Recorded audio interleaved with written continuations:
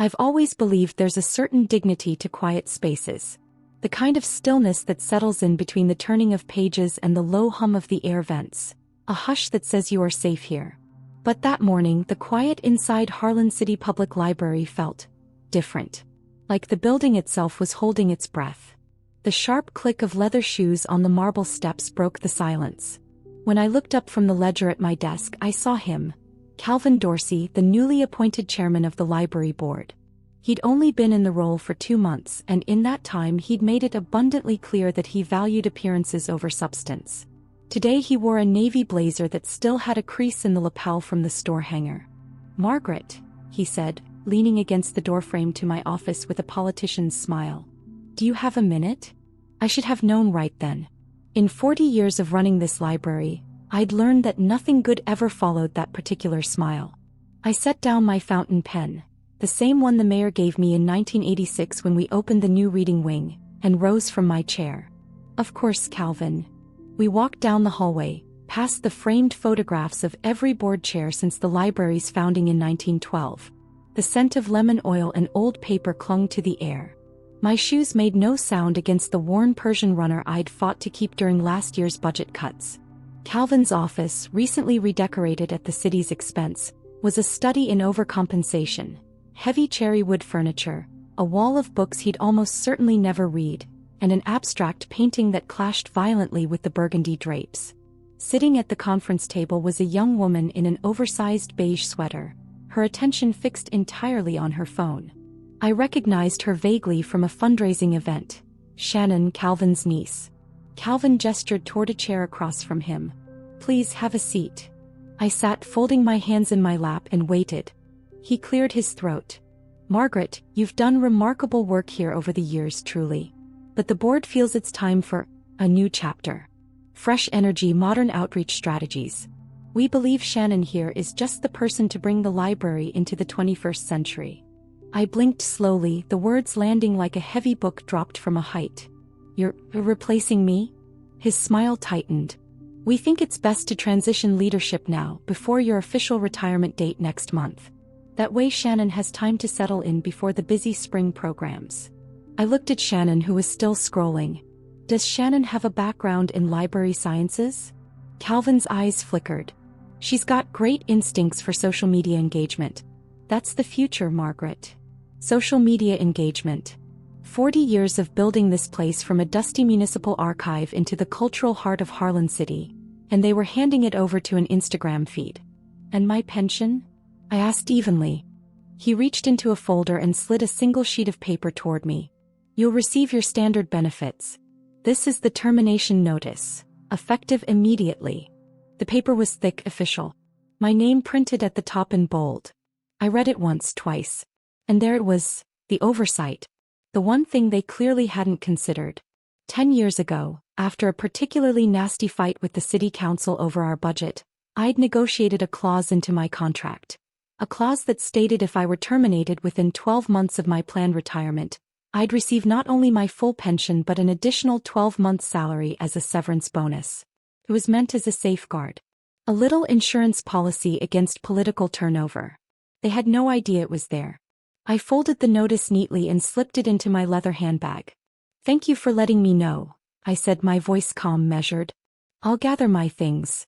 Calvin looked relieved, mistaking composure for compliance. "I knew you'd handle this with grace." As I rose to leave, I paused in the doorway. "Oh, I always do, Calvin. But grace doesn't mean I don't take notes." His brow furrowed just slightly, but I was already walking away. Past the photographs of board chairs, past the scent of lemon oil and paper, past the patrons who looked up from their books and smiled at me without knowing that I had just been fired. They thought they were closing the book on me. What they didn't know was that I was just starting a new chapter, and I knew exactly how it would end. I didn't go home after the meeting. I went back to the floor. The reading room was already filling for the mid-morning lull. The regulars who treated the library like a chapel with better lighting. Sun fell through the tall windows and laid pale rectangles across the oak tables. Dust motes turned in the light like tiny planets. Someone laughed too loudly near the periodicals and then remembered where they were. The sound collapsed into a whisper. "Ms. Whitaker?" Liam Ortega, our Saturday teen volunteer who'd somehow talked his way into weekday hours, hovered at the threshold of my office, a stack of damaged paperbacks balanced against his chest. "Do you still want me to repair these after lunch or?" "Yes," I said and tried to make my smile reach my eyes. "Use the archival tape, not the shiny kind from the front desk. And tell Priya the storytime rug needs the orange cones around it while the glue cures." He nodded with that combination of sincerity and clumsy elbows particular to good-hearted 17-year-olds. "You got it." I watched him disappear down the corridor and felt the familiar tug beneath my breastbone. The ache you get when you see a place you love continuing to function as if your world hasn't tilted. The printer coughed. Someone asked for the restroom code. A toddler toddled past with one shoe in her hand and the other on her foot. The system absorbed it all. That had been the point. I started to pack. The bottom drawer of my desk was a mild archaeological site. I pulled out a mason jar of buttons for our craft days, the half-empty bottle of aspirin from fundraising season, postcards of American libraries I'd collected over the years, Seattle's Glass and Steel Cathedral, the sun-baked Pueblo style in Santa Fe, a dignified brick in Burlington. Beneath the postcards lay a blue binder, the cheap kind from the office supply store, edges softened by a decade of use. "Employment. Whitaker," it read in my own careful hand. I set it on the blotter and let my palm rest on the cover as if it were a living thing. "Not yet," I told myself. "Not here." The door frame filled with a familiar silhouette. "You weren't at your desk when I came by earlier," said Priya Nanduri, our children's librarian, her bracelets chiming softly as she crossed the room. "I figured you were wrangling the board again. How'd it go?" I took a breath then let it out. "They've decided the future needs a different face." Priya's mouth fell open. "You're joking." "I'm 65. Apparently that's a disqualifying aesthetic." She sank into the chair opposite me, anger sharpening her features. "After 40 years? After the winter reading program you basically funded out of thin air? They can't." "They can," I said gently. "But we will let the paperwork say what it needs to say." Her eyes flicked to the blue binder then back to my face. She knew me well enough not to ask. "What do you need?" "Announcements go out tomorrow. Today, I'd like it to be just another day in this building." I stood and forced a little levity into my voice. "If you can keep the toddlers from dismantling the puppet theater, that would be a start." She rose and squeezed my forearm the way you do when words feel insufficient. "This isn't over, Margaret." "It never is," I said, and we both knew I meant more than this room. I stepped into the hall and let my feet carry me not toward the front doors but into the stacks. The air was cooler there, filtered and dry with that good paper smell you only notice when you've been away. I trailed my hand along the spines, not reading titles so much as reading texture. The slick jackets of new releases, the nubbled linen of the local history volumes, the repaired hinges I could identify by touch because I'd mended them myself. People think libraries are quiet, but that's only because they don't listen properly. There is the subtle drone of the HVAC, yes, but also the gentle shush of shoes, the murmured negotiations between parents and children, the staccato of fingers on the public keyboards, the crisp flip of pages. It's a living ecosystem of restraint. Halfway down Biography B, I stopped at a face that always made me smile.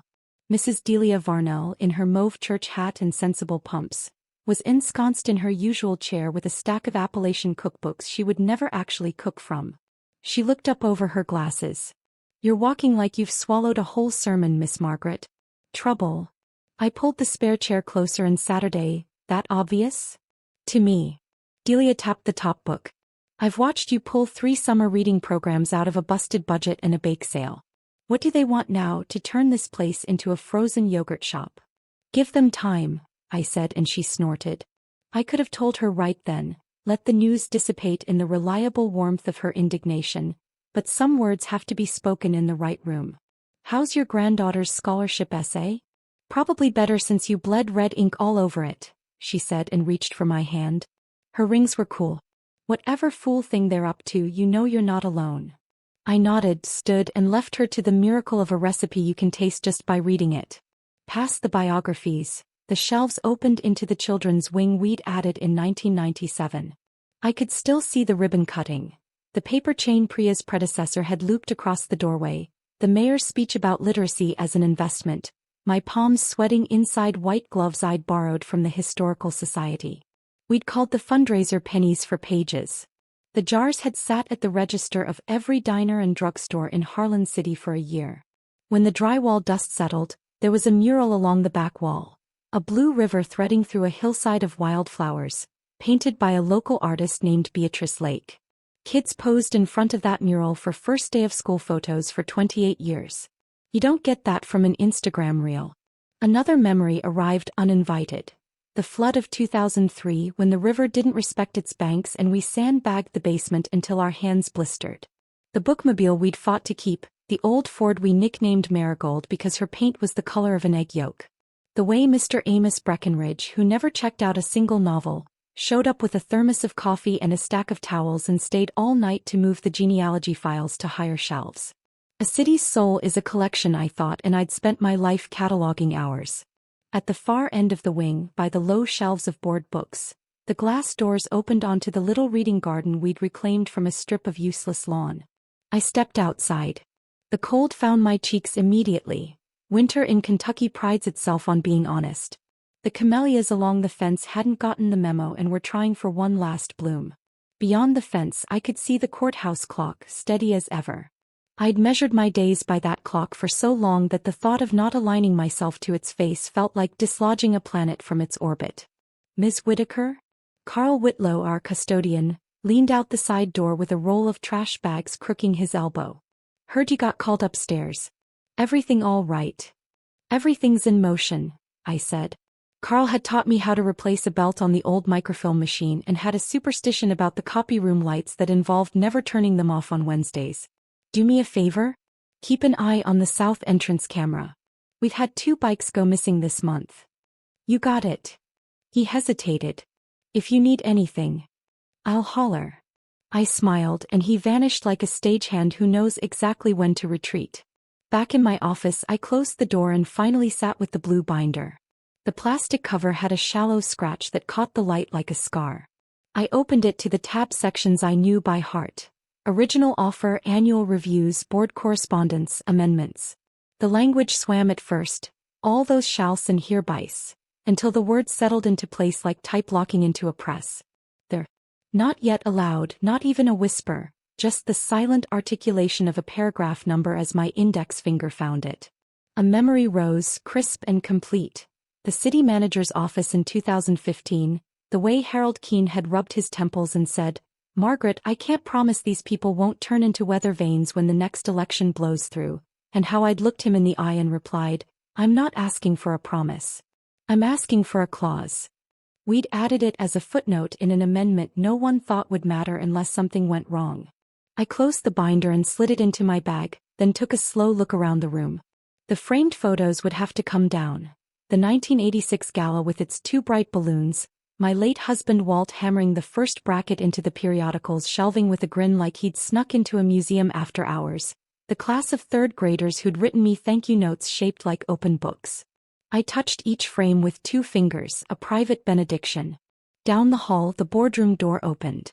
Calvin's voice spilled out, buoyant and performative. Shannon's laugh followed, too loud for the corridor. I felt something in me settle, not like a stone but like a keystone. The piece that makes the arch into an arch. I'd been a librarian long enough to know that context is everything. You can take a sentence and twist it until it sings a different song. But when you have the whole chapter, the meaning is undeniable.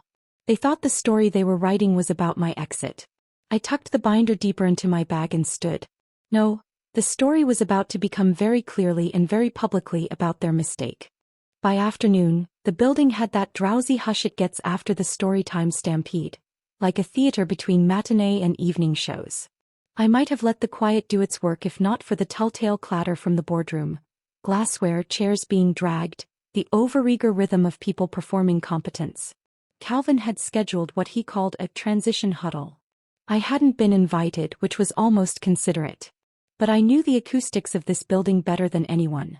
The return air vent above the archival closet catches sound from the boardroom and carries it into my office like a seashell carries the ocean. I didn't eavesdrop. Not exactly. I organized a drawer of withdrawn cards and let the building talk to me. Branding is tired, Shannon said, her consonants clicking. We ditched the serif font, go lowercase on everything, and a new palette, sage and blush, way more approachable. The old logo is, honestly, very funeral. Someone cleared his throat, Councilman Byrne by the timbre. He'd been appointed to the board after a donor scandal last spring, and he wore ethics like a new suit that didn't quite fit. There's also the grant from the Commonwealth Literacy Fund, he said. Application closes in 2 weeks. We need a strategic plan document. Working on it, Calvin replied. I've asked Shannon to lead a digital-first initiative. We'll get the board to adopt it by unanimous consent. Unanimous? Byrne sounded skeptical. People like a winner, Calvin said. They'll fall in line. A chair scraped. And Ms. Whitaker? Asked a voice I didn't recognize, probably the city attorney's liaison. You've made the separation official? Effective immediately, Calvin said, the words neat as a folded napkin. Standard pension. Clean break. We're moving forward. There was a pause, the kind that shows up right after someone states something confidently and everyone else wonders if they should double-check it. Shannon filled it. Also, I'm thinking we convert the reference desk into a latte bar. Library is lifestyle, you know? Partnerships with local roasters. Or kombucha. I shut the drawer a little harder than necessary. Kombucha at the reference desk. Why not scented candles and special collections and a DJ in local history while we're at it? I left the office and cut through the staff corridor toward the workroom. The air smelled like toner and citrus cleaner. Priya was at the big table with program flyers fanned around her like a magician's trick. A glue stick in one hand and a stapler in the other. Transition huddle? She asked without looking up. They're planning to rebrand our mission statement in blush, I said. How are the spring bookmarks? Printed and paid for, she said, grim satisfaction in her voice. Which means they'll try to trash them as off-brand by Tuesday. She glanced up. You sure you don't want me to storm the battlements? Not yet. I pulled the rubber band from a bundle of donor thank you cards. Did you ever meet Harold Keene's new deputy at City Hall? The one who took over records after he retired. Camille something. Priya frowned. Tall, immaculate hair, looks like she irons her shoelaces. Camille Hart, I said. She's very good at finding paper people think they've lost. Priya's eyes moved to my bag, where the blue binder sat like a sleeping animal. You're going to City Hall. Soon, I said. First, I'll let the new regime show me how they intend to run their kingdom. As if on cue, the workroom door swung open and Shannon breezed in, bringing with her the bright, unseasoned perfume of someone who has not yet learned that scent is a kind of volume. Quick cue, she said, beaming like a talk show host at sweeps. Where do we keep the, big stamps? For official documents? Uncle Calvin needs a seal. Priya blinked slowly. The city seal is kept at the clerk's office, she said. No one here uses it. Oh, Shannon said, undeterred. Okay, then where's the official letterhead? The one that makes things, binding. I set down my cards. In the locked cabinet under the mail slots. The key is with the administrative assistant. Chloe. Right. Shannon snapped her fingers. Chloe. Love her vibe and those bangs so Audrey. She lowered her voice, confidential. We just need to send a tiny little FY to donors about the leadership update. Like Legacy evolves, you'll see it's chic. I'm also thinking we sunset the bookmobile. It's kind of retro. Priya's chair creaked as she sat up straighter. The bookmobile reaches people who can't come here. Retirement homes. The reservation out by Silt Creek. The foster home on Larkspur. Shannon's smile thinned just a shade. Totally. But we're in a different era. Digital outreach. Lives are online now. Not all of them, I said. Many of our patrons don't have Wi-Fi at home. She laughed, gentle and patronizing. We'll teach them. It's 2025. There it was, the easy flattening of people into a demographic. I felt the familiar urge to deliver a brief lecture on the price of unlimited data in Harlan County and the difference between a smartphone and a safe place to learn to read. I let it pass. You can't fix a map for someone who hasn't realized they're lost. Anyway, she went on, rifling through the drawer Chloe kept impeccably organized. We're doing an Instagram takeover tonight. Big announcement at 6. Fresh vibe. Oh. She glanced at me as if remembering a name from a seating chart. We'll need your office key when you head out. We're going to lighten the space. More open shelving. Fewer, frames. Fewer frames. I pictured Walt's grin in the periodicals aisle. The third graders with their paper book thank you notes. The key stays with the library, I said pleasantly. You can sign one out from Chloe. Shannon's smile cooled another degree. Of course. Process. She found a ream of letterhead, hugged it to her chest like a prize and swanned out. Priya watched the door swing shut. She is a chandelier in a log cabin. Give her time, I said, though I wasn't sure to do what. I finished the cards and headed for the lobby, where the afternoon sun poured through the transoms in syrupy sheets. A cluster of college kids argued amiably over an economics problem set. Mr. Breckenridge nodded to me from the microfilm reader like a ship's captain acknowledging a passing vessel. The world stubbornly continued. At the front desk, Chloe looked up, worry carving polite lines into her forehead. She was in her late 20s, precise and steady, the kind of person who could turn chaos into a checklist in under a minute. Ms. Whitaker, she said softly. I heard. News travels on the same draft as gossip, I said. How are we on card stock? Low, she said automatically, then lowered her voice further. Do you want me to pull anything from your personnel file? You didn't hear that from me. I smiled. You are a model of discretion. She hesitated, then slid a sticky note across the counter as if it were a library slip from 1954. On it, Camille Hart, 5025550198. If you needed a records request filed expeditiously, she murmured. Camille is very good at her job. I tucked the note into my pocket. Thank you. Behind me, the front doors opened and in blew Councilman Byrne with a gust of cold air and self-importance.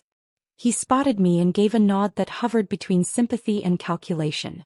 Ms. Whitaker, he said, clasping my hand in both of his like a politician at a farmer's market. Change is hard. The board appreciates your legacy. The pause before legacy did not go unnoticed. Councilman, I said. Have you come to approve kombucha at the reference desk? He blinked. Pardon. Never mind. I let him off the hook. I hear the Commonwealth grant is on your mind.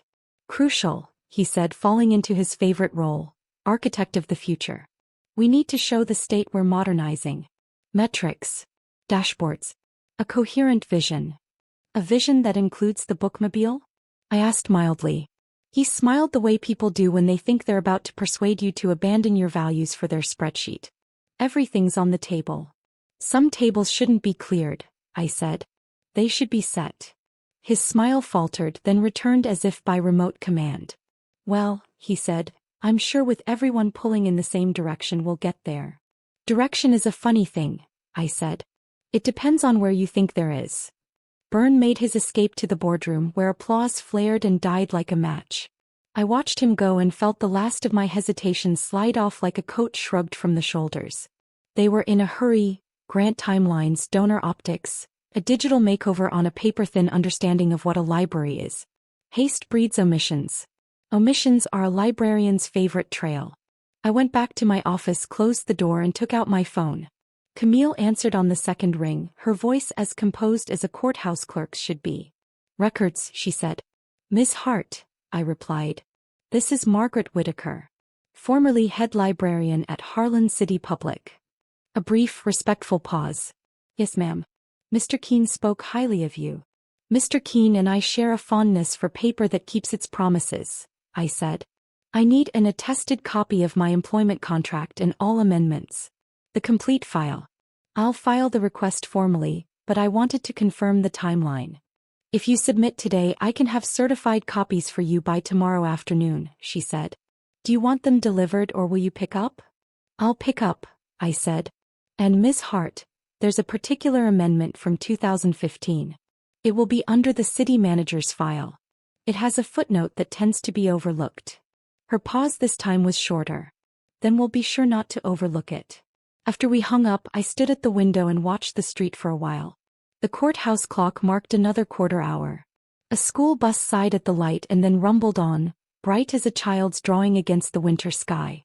Across the way, a woman in a red coat waited on the corner with a canvas tote full of groceries, shifting her weight from foot to foot, patient. Inside the boardroom, more applause. Polite, automatic like a metronome. I pictured Calvin at the head of the table, palms open in a generous shape, Shannon's head tipped just so, Byrne counting votes instead of values. They liked to think the narrative was theirs to write. But I had something better than narrative. I had records. And records, unlike people, do not forget who paid the invoice, who signed the amendment, who added the clause that makes the difference between a clean break and a very public reckoning. The next morning, Harlan City was glazed in frost, every bare branch and rooftop outlined in sugar. I left the house earlier than usual, not in my work clothes. Those were for the library, but in a navy wool coat and leather gloves my daughter had given me 2 Christmases ago. It was a coat you could sign papers in. City Hall smelled like old heating ducts and copy paper. The marble floor had been polished into a mirror, reflecting the heavy brass light fixtures overhead. I'd been here hundreds of times before for budget hearings, grant presentations, and the occasional political arm-twisting session.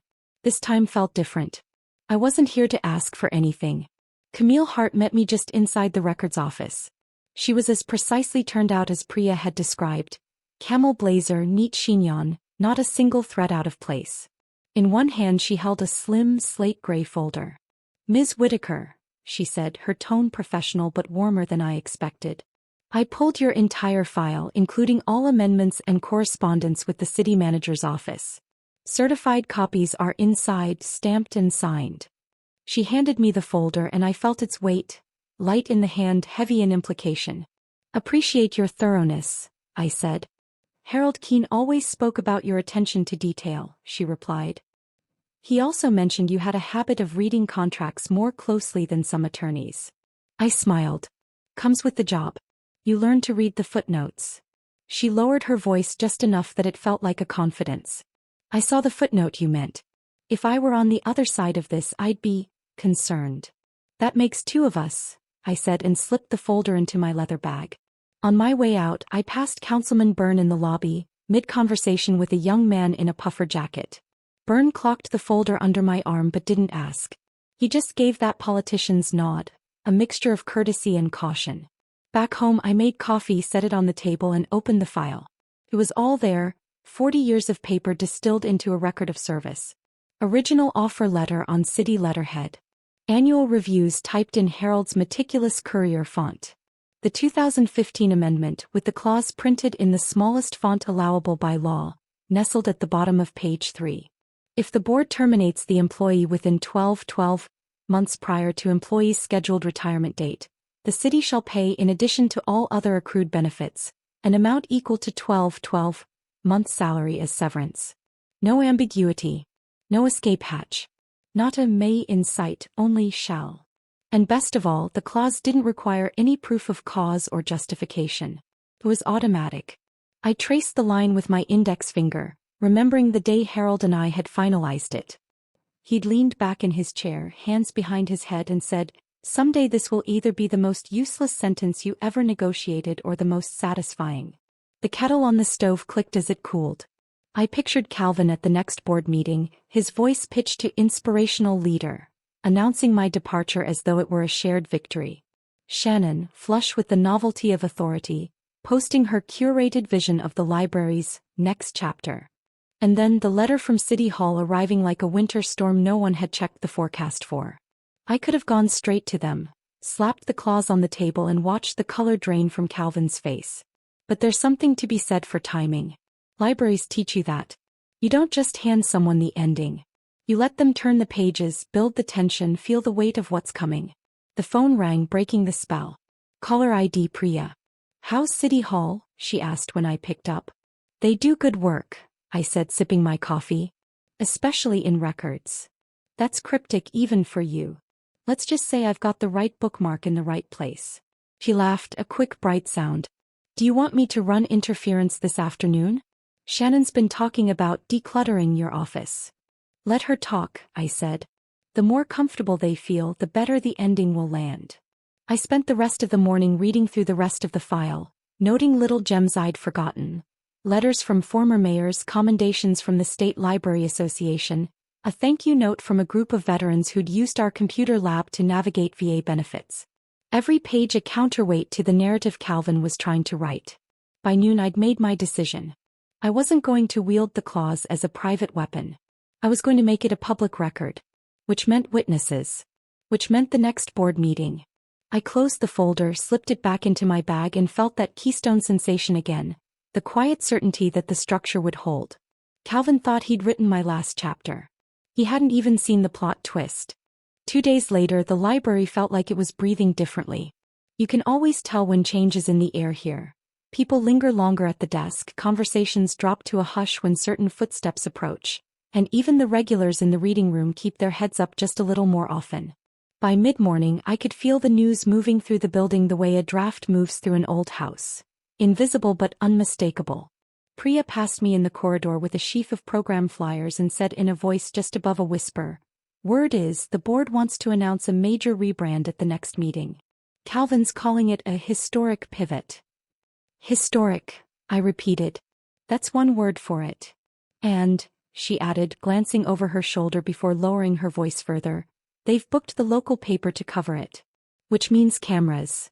That last part made me smile. Nothing punctures arrogance like an audience.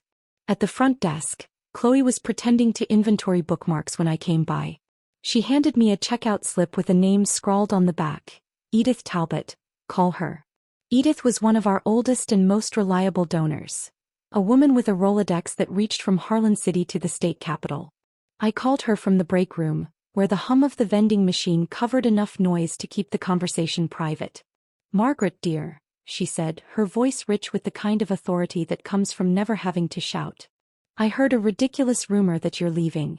"Not exactly leaving," I said. "Being replaced." A sharp inhale. "By whom?" "Calvin's niece." There was a beat of silence and then, "That's an error they'll regret." She shifted into a tone I knew well. The one she used when she was organizing a fundraiser or a political campaign.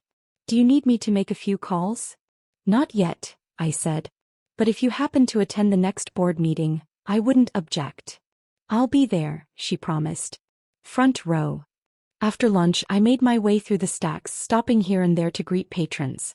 Every conversation seemed to carry an undercurrent, not of pity, which I wouldn't have tolerated, but of quiet solidarity. Mrs. Varnell pressed a tin of oatmeal cookies into my hands, just because. Liam offered to help box my office when the time comes, his tone making it clear he thought that time should never come at all. In the workroom, Carl the custodian was repairing a loose hinge on a storage cabinet. Without looking up, he said, "Heard the board's ordering new signage." "That true?" "Sounds like it," I said. "Funny thing about new signs," Carl said, tightening a screw with deliberate precision. "If you don't build the posts right, the wind takes them down before the paint's even dry." I left him to his metaphor and headed back to my office. On my desk was an interoffice envelope with my name on it. Inside, a single sheet of stationery from the Harlan County Chronicle, the paper's masthead crisp at the top. In neat, looping script was a message from the editor, Marla Keating. "I hear the board's planning a spectacle. If you've got something they should see, I can make sure they see it." I leaned back in my chair, the envelope in my lap. The Whisper network was working. The same informal circuitry that had saved the library more than once when budget threats loomed. Only this time it wasn't about saving the institution. It was about setting the record straight in front of anyone who thought I'd be slipping away quietly. That evening I stayed late, long after the last patron had gone.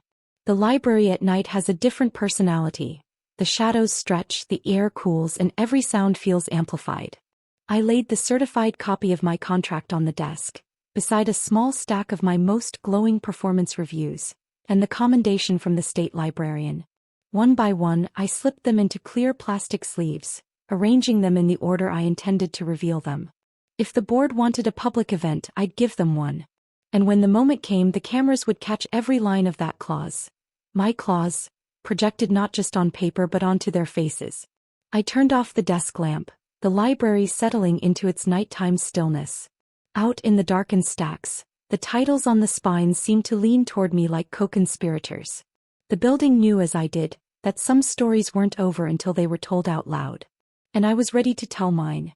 The morning of the board meeting broke gray and damp, the kind of weather that makes even the courthouse clock look reluctant to move forward. I arrived at the library early, earlier than Calvin or Shannon would think to show up, with the certified contract tucked into my bag, along with a neat packet of supporting documents.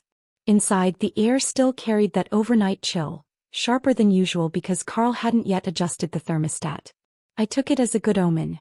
A little discomfort keeps people alert. By 9, Priya was in my office doorway, her hair pulled into a braid that looked like it had been woven for battle. "The Chronicle confirmed," she said. "They'll have a reporter and a photographer. Maybe 2 photographers if Marla can get her guy from the high school sports desk." "Good," I said.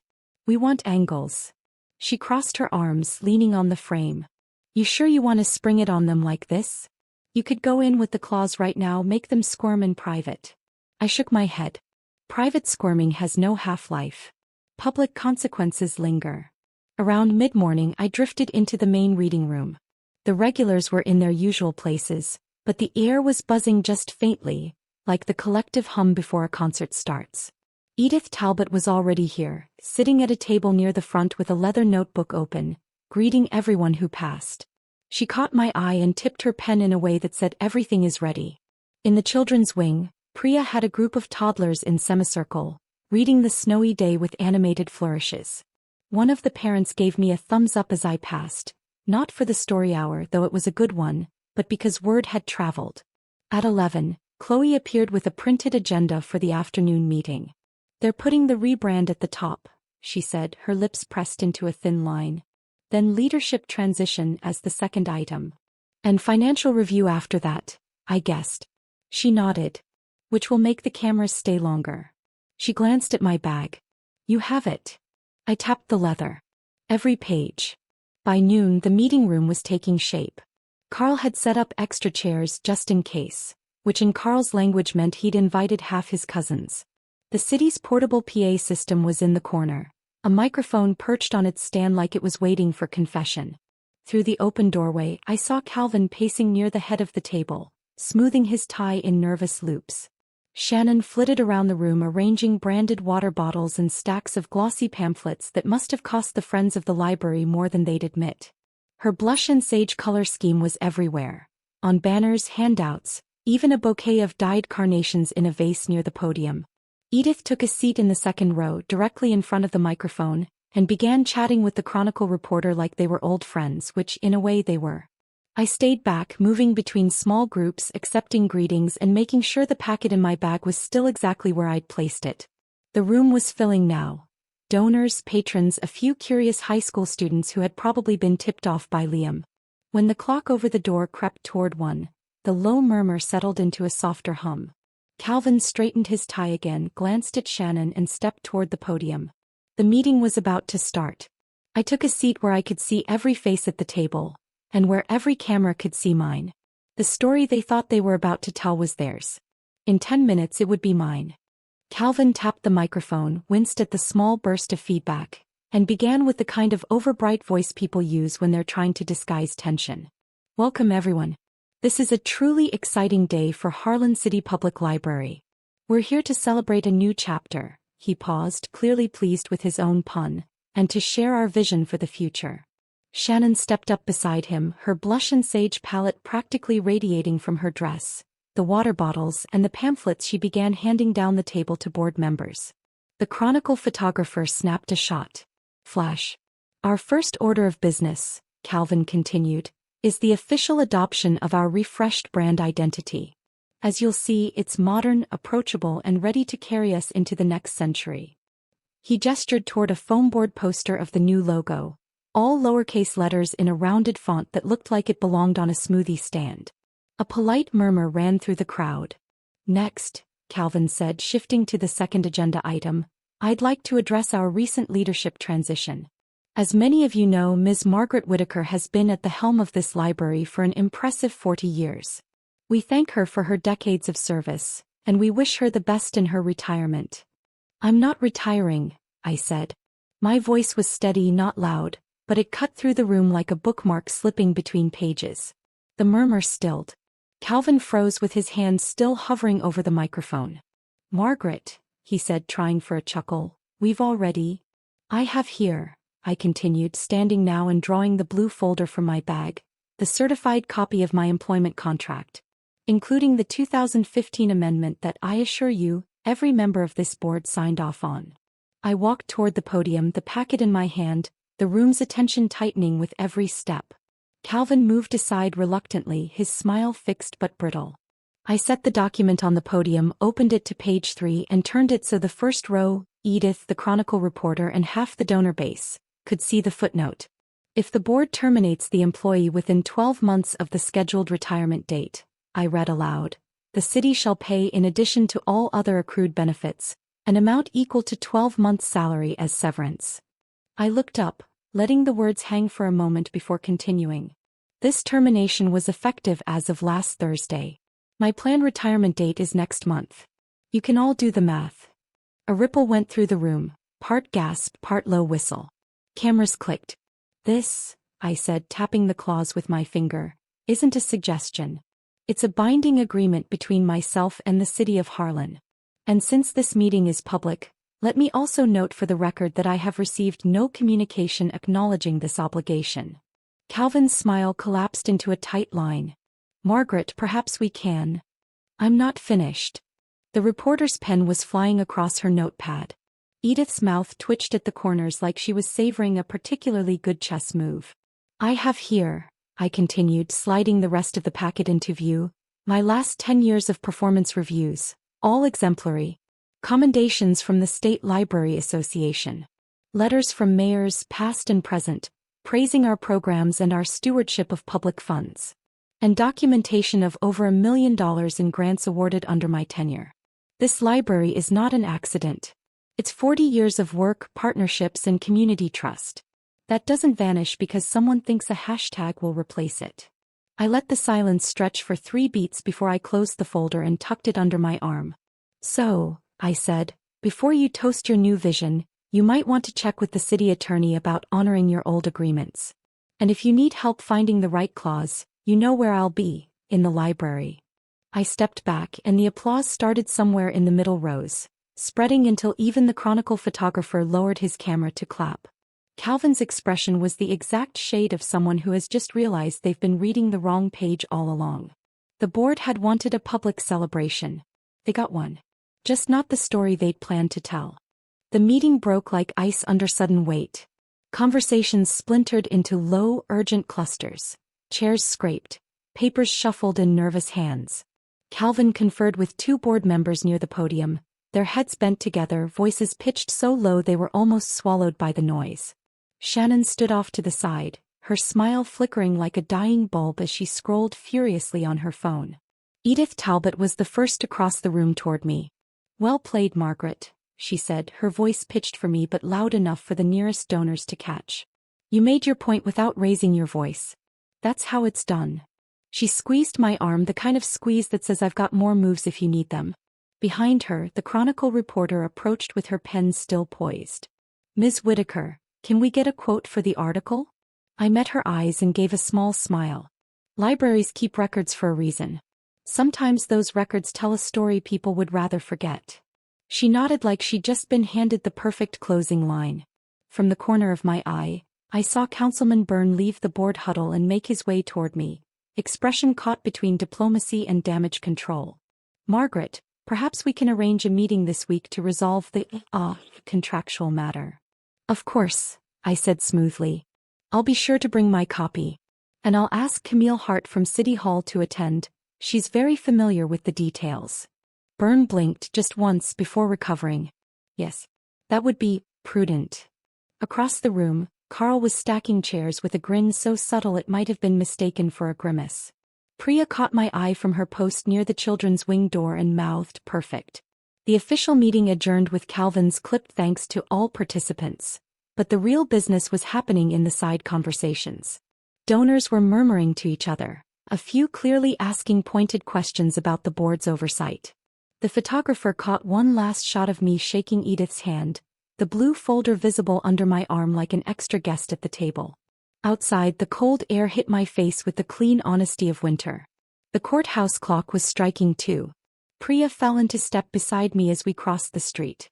"You realize," she said, "you just bought yourself a very expensive severance and a small revolution." "I realize," I said, "that they now have to decide whether to fight the clause in public or pay quietly and hope the story fades." "And if they fight?" Then they're arguing against a contract they signed in front of the Chronicle, half the donor base, and the State Library Association. She laughed, a short, delighted sound. You've still got it. I looked back once at the library's facade, the limestone steps, the brass-handled doors, the tall windows reflecting the winter sky. They thought they were clearing the way for their vision. What they'd really done was illuminate mine. That sometimes the surest way to protect what you've built is to let arrogance trip over its own paperwork. As Priya headed back inside, I tightened my grip on the folder.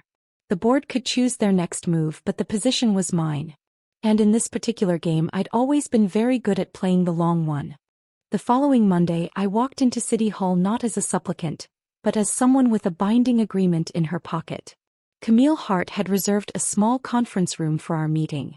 The blinds were drawn against the weak winter light, the table bare except for a carafe of coffee, a neat stack of legal pads, and a single silver pen placed precisely in front of each seat. Calvin was already there, sitting stiff-backed with his jacket buttoned, as if a well-tailored suit could substitute for leverage. Councilman Byrne sat beside him, eyes flicking from me to Camille like a man watching a chessboard he didn't understand. Camille greeted me first. "Ms. Whitaker, thank you for coming. We'll keep this straightforward." I set the blue folder on the table, opened it to the amendment, and turned it toward Calvin. "We can all read, so I won't insult anyone by reciting the clause again. The termination date, my planned retirement date, the severance amount, all in writing. Certified. Signed by this board." Byrne cleared his throat. "The board's position is not to dispute the contract, but to ensure a settlement that—" "That what?" I interrupted. "Doesn't embarrass you further?" Calvin's jaw tightened. "We'd prefer to handle this discreetly." I leaned back in my chair. Discreet would have been reviewing the contract before firing me in a public meeting. Discreet would have been respecting 40 years of service instead of replacing me with your niece. That opportunity has passed. Camille slid a printed agreement across the table. "This outlines the city's offer. Full severance as stated in the contract, immediate payout of all accrued benefits, and a public statement recognizing your contributions to the library." I skimmed it. Clean, concise, no hidden traps. Add that the statement will be read aloud at the next board meeting and released to the Chronicle without edits. Byrne shifted uncomfortably. "That's a lot of visibility." "That's the point," I said. Calvin glanced at Byrne, then at the paper, then back at me. His silence was consent wrapped in resentment. "Fine," he said at last. Camille noted the change, her pen moving in quick, precise strokes. "With that amendment, do we have agreement?" "Yes," I said, signing my name with the same pen I'd used to approve hundreds of purchase orders, grant applications, and budget reports. Calvin's signature followed, sharp and perfunctory. Byrne signed last, his pen hovering for a moment before committing the ink. When it was done, Camille gathered the pages and tapped them into alignment. "Congratulations. The city will process payment within 30 days. I stood, sliding the folder back into my bag. "Pleasure doing business," I said, and meant every syllable. Outside, the air smelled faintly of wood smoke from somewhere downtown. As I crossed the square, I felt the weight of the last few weeks shift. Not gone, but settled. The board had thought they were removing me from the story. Instead, I'd written them into a chapter they'd never forget. And at the next meeting, when they stood up to read that statement, they'd have to say my name with the respect they'd tried so hard to erase. The board meeting room was already packed when I arrived. Every seat was filled, with latecomers standing along the back wall. The Chronicle's photographer had set up near the side aisle, her camera already trained on the podium. The low, anticipatory hum in the air told me the crowd wasn't here for a budget update or a rebranding pitch. Edith Talbot sat in the front row again, this time flanked by two other major donors I recognized from past fundraisers. Priya gave me a small, conspiratorial nod from her post near the children's wing door. Even Carl had managed to slip in, his work shirt freshly pressed. Calvin looked like a man walking to the gallows in slow motion. He tapped the microphone, cleared his throat, and tried for his inspirational leader tone, but it landed flat. "Before we proceed with today's agenda," he began, "the board has prepared a statement in recognition of Ms. Margaret Whitaker's decades of service to the Harlan City Public Library." He glanced down at the paper in front of him. I knew it wasn't his handwriting. Camille had typed it herself. "Margaret Whitaker has led this institution with dedication, vision, and an unwavering commitment to literacy in our community for 40 years. He read, each word like a pebble in his mouth. Her stewardship has expanded the library's reach, modernized its resources, and fostered programs that have impacted generations of Harlan City residents. The board recognizes her achievements and expresses its gratitude for her exceptional leadership. The statement went on for another paragraph, touching on the grant funding, the outreach programs, and the restoration of the building's historic reading room. Each detail was a reminder, to them, to the audience, and to the Chronicle's cameras, of exactly what they'd tried to brush aside. When Calvin finished, there was a beat of silence, and then the applause started, steady and deliberate. It built until the sound filled every corner of the room. Calvin stepped back from the podium, his expression tight, and gestured toward me. I stood. Not to make a speech, the statement was enough, but to acknowledge it with a nod. The cameras caught it, the donors saw it, and the board had to sit there and watch me receive their forced recognition. After the meeting adjourned, people clustered around. Edith gripped my hand and murmured, "Worth every word." Priya squeezed my shoulder as she passed. The Chronicle reporter asked for a quick follow-up quote, and I gave her one. Libraries don't just store stories. Sometimes they become them. Outside, the winter sun was brighter than it had been in weeks, sharp enough to make the limestone steps gleam. I paused at the top, taking in the sight of the building I'd fought for, shaped, and in my own way secured. The board might think this was the end of the matter. But as I started down the steps, I knew better. This wasn't an ending. It was the part of the story where the reader turns the page and finds there's still more left than they expected.